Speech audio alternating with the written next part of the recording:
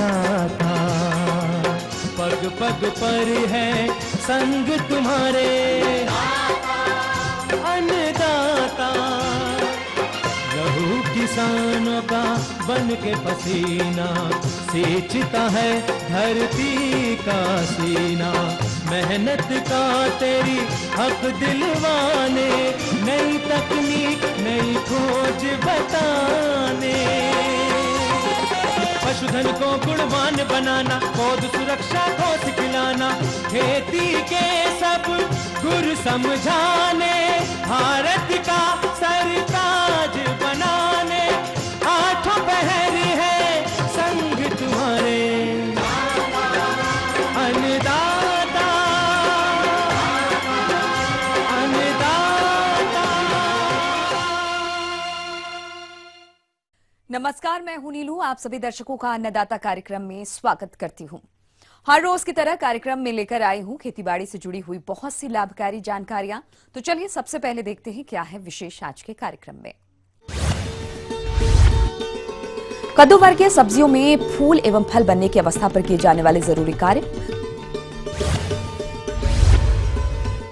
अधिक उत्पादन प्राप्त करने हेतु मक्के की फसल में किए जाने वाले प्रबंधन, अच्छे फलत के लिए अमरूद के बाग में किए जाने वाले जरूरी कार्य,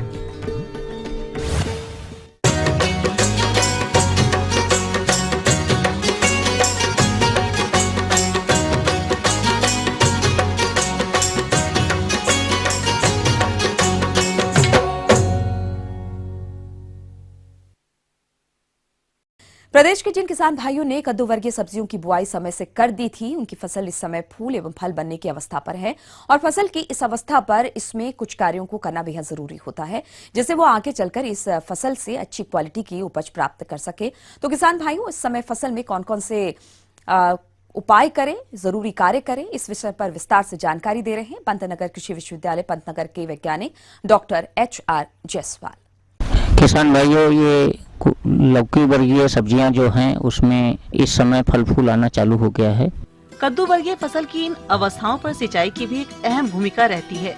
अतः किसान भाई अपनी फसल में इस समय कैसे करें सिंचाई, आइए जानते हैं।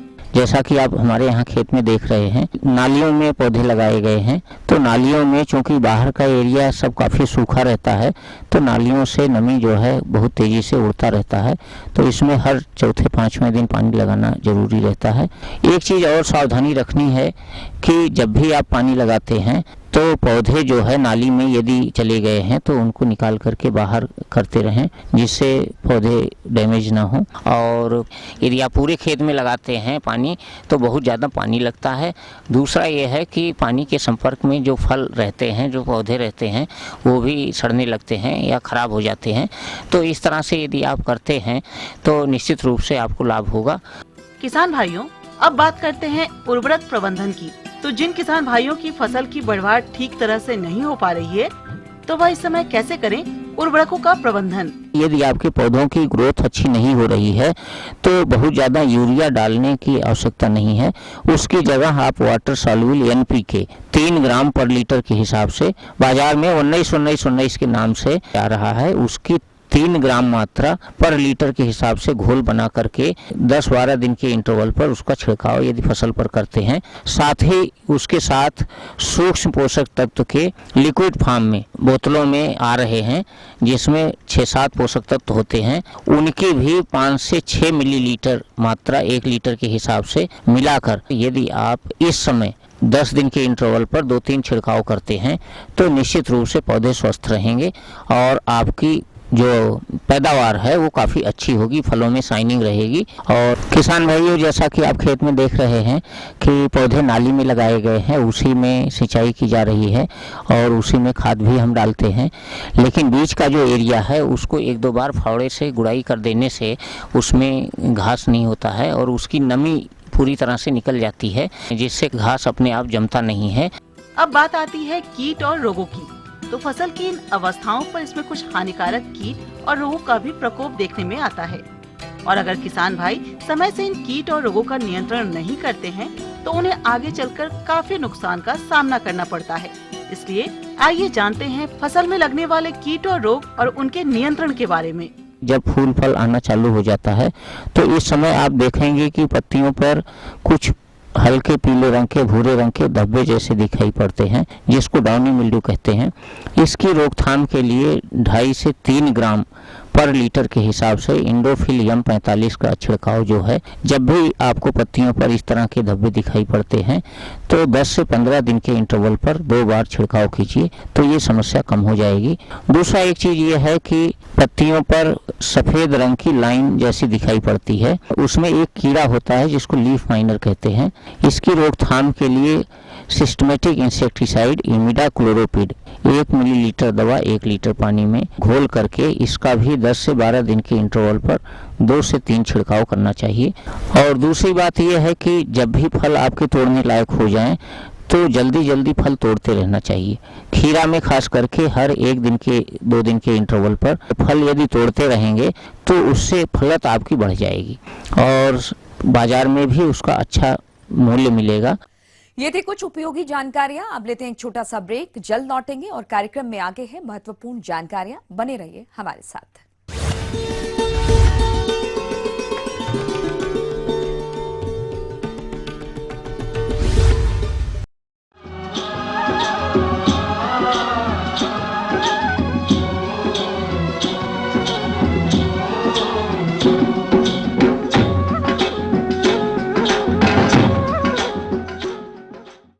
ब्रेक के बाद एक बार फिर से आप सभी दर्शकों का अन्नदाता कार्यक्रम में स्वागत है। बढ़ते हैं अगली प्रस्तुति की ओर।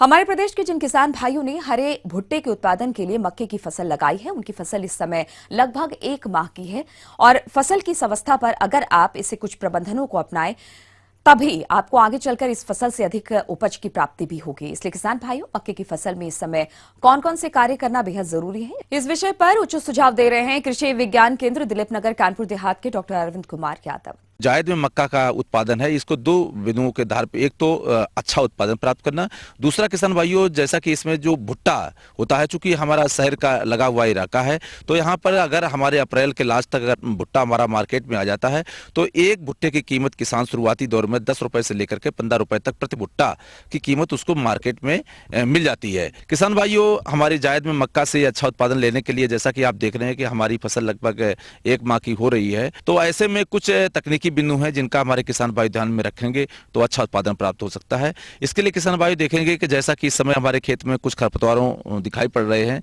जैसा कि आप जानते हैं खरपतवारों के होने से हमारा उत्पादन काफी प्रभावित हो जाता है। मक्के की फसल में खरपतवार रहने से इसका विपरीत प्रभाव फसल की बढ़वार के साथ साथ आगे चलकर फसल से मिलने वाली उपज पर भी देखने को मिलता है, क्योंकि ये खरपतवार मक्के की फसल से सिंचाई, जल, खाद व उर्वरक इत्यादि के लिए प्रतिस्पर्धा करते रहते हैं, जिससे मुख्य फसल की बढ़वार में बाधा उत्पन्न हो जाती है। तो किसान भाई कैसे करें इन खरपतवारों का प्रबंधन? इसके लिए किसान भाई सबसे पहले ये संतुलित की जाती है कि अगर हमारे किसान भाई मानव श्रमिक लगा करके खुरपी से अगर गुड़ाई कर देते हैं तो मिट्टी की भौतिक दशा भी अच्छी हो जाती है। साथ ही साथ भौतिक दशा के साथ साथ ये होता है कि हमारे उसमें जो है अच्छा उत्पादन मिल जाता है। अब बात करते हैं पोषक तत्व प्रबंधन की। तो अगर हमारे किसान भाई पोषक तत्वों का प्रयोग सही समय पर संतुलित मात्रा में करते हैं तो उनकी फसल की बढ़वार अच्छी होती है। तो किसान भाई अपनी मक्के की फसल में कब और कितनी मात्रा में करें उर्वरकों का प्रयोग, आइए जानते हैं। जैसा कि आप देख रहे हैं कि अगर हमारे किसान भाइयों ने उर्वरकों का प्रयोग मृदा परीक्षण के आधार पर नहीं किया है या किया है तो जो हमारी जनरल रिकमेंडेशन है कि 120 किलो नाइट्रोजन, 60 किलो फास्फोरस और 40 किलोग्राम पोटास का प्रयोग करने की संस्तुति की जाती है, जिसमें आधी नाइट्रोजन, पूरा फास्फोरस और पूरा पोटास की मात्रा बुआई के समय किसान भाइयों के द्वारा प्रयोग की जाती है। जो नाइट्रोजन की आधी मात्रा बचती है इसको 2 भागों में हम बांट लेते हैं। इसकी पहली जो 2 भागों में बांट करके पहली भाग है वो जब हमारी फसल घुटनों तक की हो जाती जाती है। इसके बाद हम सिंचाई के उपरांत इसका फसल में प्रयोग करते हैं। और इसके बाद जो दूसरी आती है वो टेस्लिंग, जिस समय हमारे खेत में जीरा, जिसको नरबंजरी बोलते हैं, जब वो स्टेज आती है तो उसमें हम इसको सिंचाई करने के बाद टॉप ड्रेसिंग के रूप में शाम के समय प्रयोग करते हैं। इसके साथ ही साथ किसान भाइयों ये भी संस्तुति की जाती है कि अच्छा और गुणवत्ता युक्त उत्पादन के लिए अगर हमारे किसान भाई फसल में 200 किलोग्राम जिप्सम का भी प्रयोग कर लेते हैं तो आप देखेंगे कि जो हमारा उत्पाद होता है वो क्वालिटी युक्त होता है और उत्पादन भी अधिक से अधिक हमको मिल जाता है। जहां तक किसान भाइयों एक और बात आती है पानी के प्रबंधन की। मक्के की फसल में सिंचाई जल की भी एक अहम भूमिका रहती है, क्योंकि इस समय गर्मी का मौसम चल रहा है और ऐसे मौसम में हमारे किसान भाइयों को फसल में सिंचाई की तरफ विशेष ध्यान देना चाहिए। तो किसान भाई मक्के की फसल में कब करें सिंचाई, आइए जानते हैं। तो इसके लिए किसान भाइयों ये संसूचित की जाती है कि जो हमारी क्रांतिक अवस्थाएं हैं फसल में, चूंकि ये गर्मी की फसल है और पानी के प्रबंधन का इसमें बहुत ही महत्व होता है। पानी हम फसल में हमेशा शाम के समय दें जिससे कि हमारा अच्छा उत्पादन मिल सके और उत्पाद पर उसका कोई प्रभाव ना पड़ सके। इसके साथ ही साथ किसान भाइयों एक चीज सबसे महत्वपूर्ण बात आती है, आपने देखा होगा कि भुट्टे में कभी कभी दाना नहीं भरते हैं या बहुत कम भरते हैं, जिसका मुख्य कारण होता है कि हमारी फसल में अच्छे से परागण का ना होना, निषेचन का अच्छे तरह से ना होना। तो इसके लिए किसान भाइयों ये दिया जाता है जब हमारे खेत में नरबंजरी और सिल्किंग स्टेज आए उस समय खेत में नमी कम ना होने दें और इसके पहले जैसे ही टैसल निकलें उसी समय अगर अब हल्की यूरिया की टॉप ड्रेसिंग कर देते हैं खेत में तो आप देखेंगे कि नरबंजरी के साथ साथ सिल्किंग स्टेज भी आ जाती है। जब दोनों स्टेज में बहुत अंतर नहीं होता है और खेत में उपयुक्त नमी होती है तो परागण में इसका कोई बहुत ज्यादा असर नहीं पड़ता है और आप देखेंगे कि लगभग 100% परागण हो जाता है और जो भी भुट्टा बनते हैं वो पूर्ण दाने से भरे होते हैं। इसके साथ ही साथ किसान भाइयों कुछ महत्वपूर्ण बात ये आती है कि फसल सुरक्षा में इसमें आप देखेंगे कि ये एक तना बेधक लगता है जिसको हम लोग स्टेम बोरर बोलते हैं, कीट लगता है। मक्के की फसल में लगने वाले हानिकारक कीटों में से एक है तना बेधक कीट। ये कीट मक्के की फसल को काफी नुकसान पहुंचाता है, इसलिए किसान भाई अगर समय से इस कीट को पहचान कर इसका नियंत्रण कर लेते हैं तो इस कीट से होने वाले नुकसान से बच सकते हैं। तो किसान भाई इस कीट को पहचान कर कैसे करें इसका नियंत्रण? इसके प्रभाव से ऐसा होता है कि हमारे जो गांठ होती है तने की वहां पर ये कीड़ा लेकर के खा लेता है और वो तना कमजोर हो जाता है और जब हवा चलती है या पानी होता है तो उसके प्रभाव में वो गिर टूट करके वहीं से फसल गिर जाती है और हमारा नुकसान हो जाता है। कभी कभी इसका प्रभाव हमारी पत्तियों पर आती है, जो पत्तियों में जगह जगह पर छेद कर देते हैं और पत्तियों में जो क्लोरोफिल होता है वो धीरे धीरे कम होकर पत्ती लगभग सफेद दिखाई देने लगती है। इसके लिए किसान भाइयों सबसे बड़ी बात ये होती है कोई भी कीटनाशक अगर हम 1 ml से 1.25 ml दवा लेकर के प्रति लीटर पानी की दर से घोल बना करके अगर समय रहते छिड़काव कर देते हैं तो हमें एक अच्छा उत्पादन प्राप्त किया जा सकता है। इस तरह से किसान भाई देखेंगे कि जायद में मक्का से अच्छे उत्पादन के लिए प्रत्येक हेक्टेयर एरिया से अच्छा उत्पादन हमारे किसान भाई ले सकते हैं। आगे और भी है कुछ रोचक जानकारियां, पर यहां पर रुकेंगे एक और ब्रेक के लिए। जल्द हाजिर होते हैं।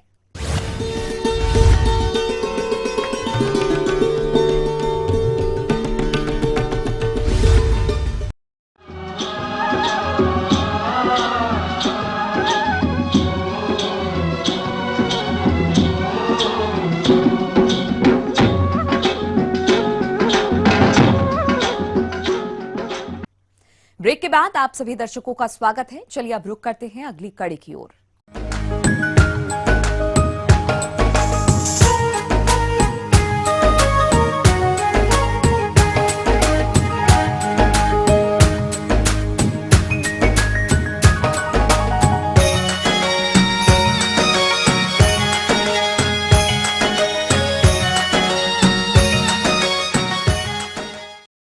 हमारे राज्य के जिन किसानों के पास अमरूद के बाग हैं वो उन बागों से आगे चलकर अच्छी फलत तभी ले सकते हैं जब बाग में किए जाने वाले सभी कार्यों को वो सही तरीके से करें। तो अमरूद के बाग में इस समय कौन कौन से जरूरी कार्यों को करना है, इस बारे में जानकारी दे रहे हैं वैज्ञानिक डॉक्टर सीपी पचौरी। तो विशेषकर किसान भाई अभी वर्तमान में देखेंगे कि जैसे हमारे किसान भाई को अगली अगर हमारी सर्दी वाली बहार लेनी है तो उसके लिए अभी से प्रबंधन करना पड़ेगा और उसके लिए सबसे पहला काम है कि पौधे की कटाई छटाई कर दें। कटाई छटाई करने में सबसे पहला हमको ध्यान रखना है कि जो हमारी कोई मृत डाली है, सूखी हुई डाली है, उसको सबसे पहले काटें। इसके अलावा जो आपस में कोई डाली एक दूसरे से रगड़ रही, ऐसी डालियों को काटें। दूसरा काम रहता है बाहर लेने के लिए, जो जितनी मोटी और मजबूत डाली से हमको फल मिलेगा उतनी ही गुणवत्ता उसकी अच्छी रहेगी। तो पौधे का एक ढांचा देने के अनुसार किसान भाइयों को उसकी कटाई छटाई का काम करना है। दूसरा, बगीचे के अंदर अभी आप गहरी जुताई करना चाहते हैं तो गहरी जुताई कर दें या सामान्य जुताई कर दें, ताकि बगीचे के अंदर कोई भी हमारा नींदा या घास पात नहीं रहे। ये किसान भाइयों को विशेषकर करके अभी से कंप्लीट करना है। और जैसे ही हमारी प्री मानसून बरसात आती है, मानसून से पहले एक 8 या 10 दिन या 15 दिन पहले एक बार बरसात आती है, उस समय आपको ध्यान रखना है कि उस समय हमको खाद और उर्वरक की जो डोज देनी है अच्छी गुणवत्ता के फल लेने के लिए, तो उसमें आपको उर्वरक देना है। इसके लिए साधारण तरीका है किसानी भाषा में कि जितने वर्ष का पौधा, प्रत्येक वर्ष एक तगारी पकी हुई सड़ी हुई गोबर की खाद, लगभग 5 से 10 किलोग्राम पकी हुई सड़ी हुई गोबर की खाद लें, पौधे के थाले के पास आपको गुड़ाई करके मिलानी है। साथ ही साथ 100 ग्राम NPK जो उर्वरक आता है, 100 ग्राम, वो प्रत्येक पौधे पे एक वर्ष में एक बार,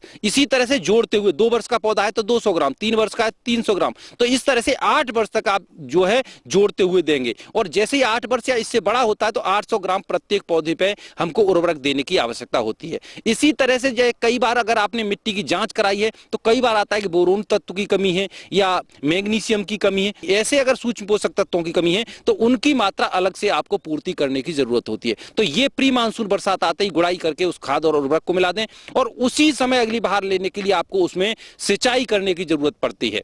कई बार पानी कम आता है तो अलग से आपके अगर ड्रिप लगा रखी है तो ड्रिप से पानी पिला दें। अगर आपने ड्रिप नहीं लगा रखी है, फ्लड इरिगेशन करते हैं, तो पौधे के तने के पास थाला बनाते हुए रिंग मेथड से, ताकि पौधे के तने के कांटेक्ट में पानी नहीं आए, किसान भाई फ्लड इरिगेशन से भी पानी पिला सकते हैं। तो उससे आप देखेंगे पौधे में एक साथ फुटाव आएगा और फुटाव आने के साथ ही साथ उससे फूल आने लग जाएंगे। फूल आते समय किसान भाइयों को विशेषकर प्रबंधन ये करना है कि इसी समय जैसे ही नई कलियां आती हैं तो इस पे कीड़े और बीमारियों का एक साथ प्रकोप होता है, तो किसान भाइयों को तत्काल जो COC आता है, कॉपर ऑक्सीक्लोराइड, उसका आप छिड़काव कर दें। 3 ग्राम COC प्रति लीटर पानी के मान से घोल बनाएं और पौधे पे छिड़काव कर दें। ये छिड़काव लगभग 15 से 20 दिन के अंतराल पे दोबारा से रिपीट कर दें। ये कि सभी किसान भाइयों को प्रबंध करने की आवश्यकता है।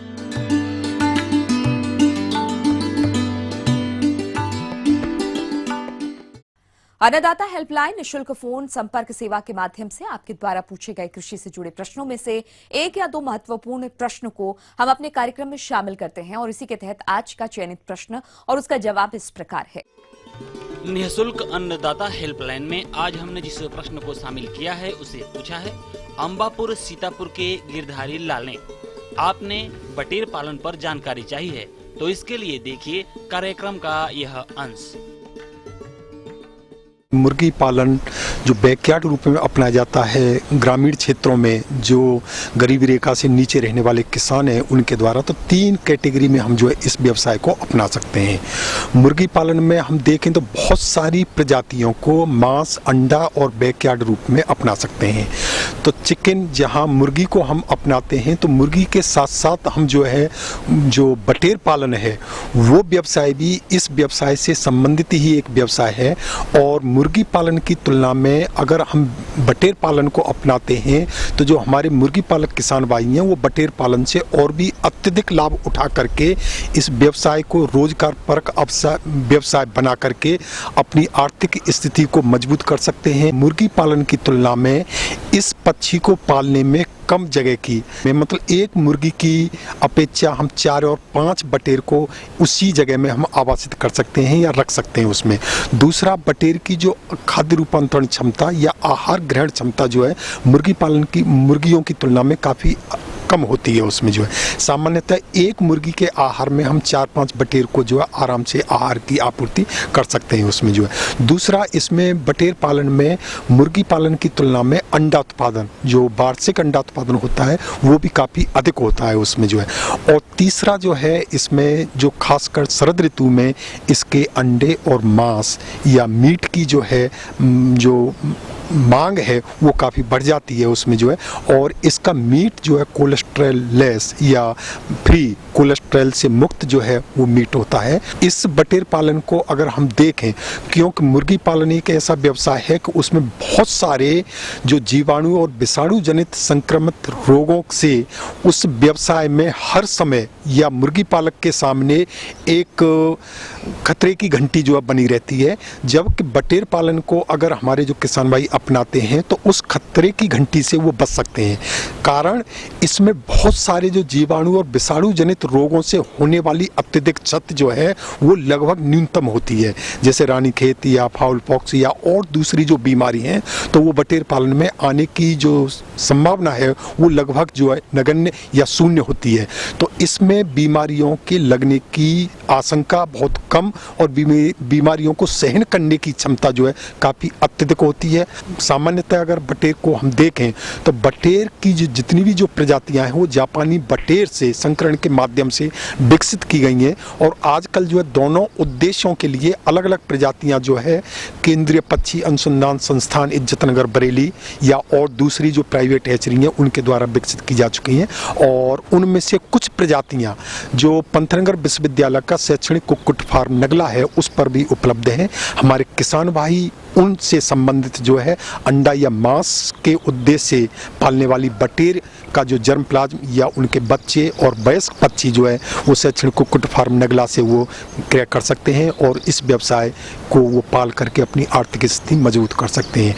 तो प्रजातियों के दृष्टिकोण से अगर हम देखें तो इसमें कैरी श्वेता, कैरी उज्जवल, कैरी विराट ये ऐसी प्रजाति हैं कि ये मांस और अंडा उत्पादन के उद्देश्य से ये केंद्रीय पक्षी अनुसंधान संस्थान द्वारा जो ये विकसित की गई हैं, और इन प्रजातियों को पाल करके हम अत्यधिक अंडा उत्पादन जो है बटेर पालन से ले सकते हैं। उसमें जो है सामान्यतः बटेर को हम जो है दोनों प्रकार की आवास व्यवस्था, केज प्रणाली और सघन जो प्रणाली होती है, दोनों की प्रणालियों में हम जो है पाल सकते हैं। लेकिन इसके लिए हम जो अगर केज प्रणाली अपनाते हैं तो वो इसके लिए ज़्यादा फायदेमंद या ज़्यादा अनुकूल होती है। कारण उसमें जो ब्रूडिंग अवस्था में जो होने वाली जो मृत्यु दर है उसमें वो काफ़ी कम होती है उसमें जो है, और पक्षियों से हम अत्यधिक अंडा उत्पादन और अत्यधिक भार, मतलब जो भार जो बॉडी वेट जो होता है वो हम अधिक ले सकते हैं उसमें। जो सामान्यतः है इसमें मुर्गी पालन की तुलना में जो इनका इंक्यूबेशन पीरियड या अंडे से चूजे निकलने की जो अवधि होती है वो कम होती है। 17-18 दिन में जो अंडे से जो चूजा निकल जाता है। तो ब्रूडिंग के दौरान खासकर जो है इसमें हमें थोड़ी सी अत्यधिक सावधानी या विशेष बातों का ध्यान रखना पड़ता है कि ब्रूडर के दौरान हम जो है सही तापक्रम, सही दाना, सही पानी और सही प्रकार का लिटर उनको हम उपलब्ध करा करके ब्रूडिंग के दौरान होने वाली मृत्यु दर को हम जो रोक सकें उसमें जो है। और अगर ब्रूडिंग हम जो है जो होवर्ड टाइप के ब्रूडर की तुलना में अगर हम बैटरी ब्रूडर्स में इनकी ब्रूडिंग करते हैं बटेर के चूजों की, तो उसमें मृत्यु दर को हम और भी काफ़ी कम कर सकते हैं उसमें जो है। तो ब्रूडिंग के दौरान उसमें अगर हम जो है बैटरी ब्रूडर में जो है जो चूजों के मरने की जो संभावना है वो काफ़ी कम हो जाती है उसमें जो है। तो उसको हमारे जो किसान भाई या मुर्गी पालक किसान भाई हैं वो उसको जो प्रणाली को अपना सकते हैं उसमें जो है। सामान्यतः इसमें हम देखें तो जो खाद्य व्यवस्था है, तो खाद्य व्यवस्था में सामान्यतः देखें तो इसमें 2 प्रकार का आहार, इसमें आरंभिक और अंतिम राशन, जो बटेर मांस उत्पादन के उद्देश्य से पाली जाती हैं उनमें 2 प्रकार का आहार ये दिया जाता है उसमें। और दोनों प्रकार के आहार आयु के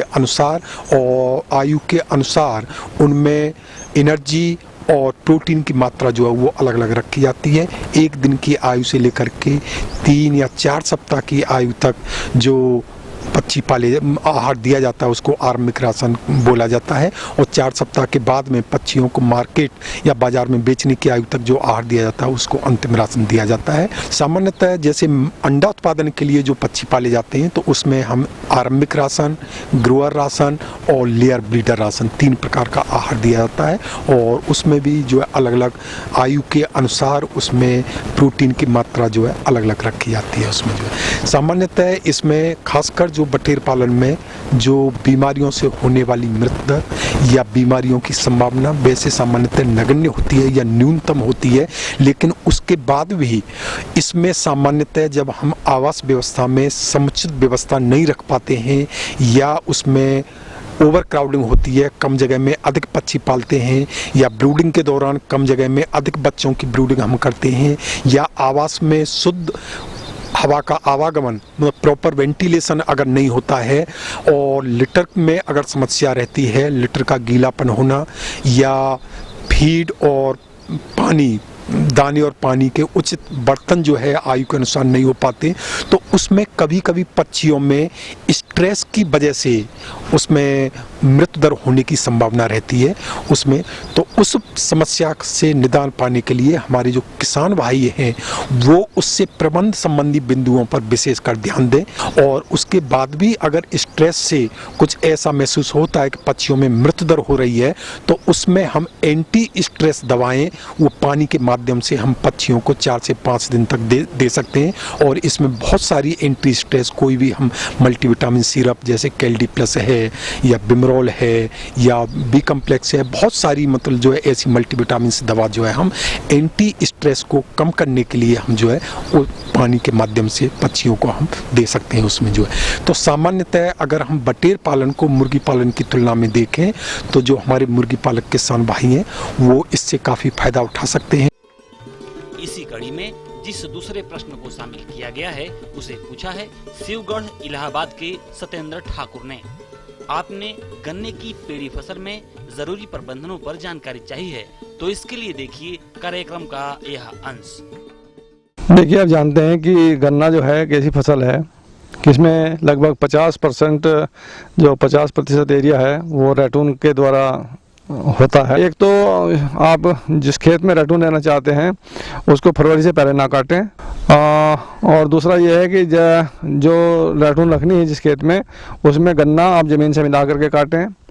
ज़मीन से मिलाकर अगर नहीं काट पा रहे हैं कोई बात है तो उसके पश्चात एक जो है आपका स्टेबल सेवर आता है, स्टेबल सेवर चला करके जो ऊपर के जो ठूठ हैं उनको आप थोड़ा ऊपर से साफ करा दीजिए, और जो इसकी रैटून की जो पत्ती है जिसको आप ट्रेस कहते हैं उस ट्रेस को आप ठीक प्रकार से 5 से 8 टन पर हेक्टेयर की दर से उस खेत में अच्छी प्रकार से मिला दें। और उसके लिए ध्यान रखें कि उसमें पहले कोई इंसेक्टिसाइड कोई सिस्टमिक जो आपका इंसेक्टिसाइड है उसका आप स्प्रे कर देंगे नीचे, तो उससे ये लाभ होगा आपका कि जो उसमें नीचे कैटरपिलर या दूसरे कीड़े पैदा हो जाते हैं जो गन्ने की फसल को नुकसान करते हैं उससे आपका निजात मिल सकता है। दूसरा फ़ायदा जिसमें ट्रेस मैनेजमेंट करने से ये होता है कि जो आपका नमी होती है वो बनी रहती है, खरपतवार नियंत्रण भी आपका हो जाता है। ये भी पाया गया है कि ऐसे खेत जिनमें आपने ट्रेस का प्रयोग किया है उसमें कुछ जो पोषक तत्व हैं उनकी उपलब्धता भी बढ़ जाती है। अगर ट्रेस आप नहीं फैलाना चाहते हैं तो उसमें रिपीटेडली उसमें खरपतवार नियंत्रण करने की आपको आवश्यकता पड़ेगी, और लगभग एक गुड़ाई आपको 30 दिन पर, दूसरी गुड़ाई 60 दिन पर और तीसरी गुड़ाई 90 दिन पर करने से खरपतवार नियंत्रण तो होता ही है, उसके साथ साथ उसमें टिल्लिंग भी अच्छा हो जाता है। एक बात का और ध्यान रखना है कि आप थोड़ा सा उसमें ध्यान करेंगे खेत में जा कर के, ये देखेंगे कि कुछ गन्ने के खेत में चूहे वगैरह लग जाते हैं या गन्ना गिर जाता है तो उस दशा में भी कुछ कलम हमारे सड़ जाते हैं, गल जाते हैं, तो देखने से पता चलता है। तो ऐसे स्थानों में जहाँ पर आप देखेंगे लाइन को देख करके, तो वहाँ पर अगर आपके क्लम्प नहीं हैं तो उसमें उसी वैरायटी के टुकड़े आप काट करके दबा दीजिए अच्छी तरह से, उसको तैयार करके लाइन में, और उससे आपके जो जगह खाली बच जाती है उससे उसमें आपका गन्ने की रिक्त स्थान की पूर्ति हो जाती है। आप 150 किलोग्राम नाइट्रोजन और 60 किलोग्राम फास्फोरस और 40 किलोग्राम पोटास की दर से उसकी साइड प्लेसमेंट कर दें। इसमें आधी मात्रा नाइट्रोजन की, पूरी मात्रा फास्फोरस की और पोटास की लगा करके उसको ठीक प्रकार से बंद कर दें। बावक गन्ने की कटाई के बाद सिंचाई करके गुड़ाई के समय 115 किलोग्राम यूरिया, 132 किलोग्राम डीएपी और 80 किलोग्राम एमओपी का प्रति हेक्टेयर प्रयोग करें। उसके बाद 215 किलोग्राम यूरिया को 2 बार में बरसात से पहले प्रयोग कर लें। इसके अलावा जून के महीने में 1 लीटर पानी में 5 ग्राम यूरिया घोलकर छिड़काव करने से फसल का उचित विकास होता है। हम ये उम्मीद करते हैं कि आज का कार्यक्रम आप सभी दर्शकों के लिए उपयोगी रहा होगा। किसान भाइयों, अन्नदाता आपकी सेवा के लिए संकल्परत है। कृषि संबंधित समस्या एवं सुझाव के लिए आप हमें इस पते पर संपर्क कर सकते हैं। प्रोड्यूसर अन्नदाता, ETV Uttar Pradesh Uttarakhand, Ramoji film city Hyderabad 501512, साथ ही आप हमें ईमेल भी कर सकते हैं। हमारा ईमेल है annadaata.up@etv.co.in। इसके अतिरिक्त आप हमें निःशुल्क हेल्पलाइन नंबर 1800-1084-599 पर भी सोमवार से शनिवार सुबह 10 से शाम 4 बजे तक के बीच संपर्क कर सकते हैं। अब आइए देखते हैं कल दिखाए जाने वाले कार्यक्रम की मुख्य झलकियां। गाय, भैंस और बकरियों में लगने वाली घातक बीमारियों के निदान पर जानकारी।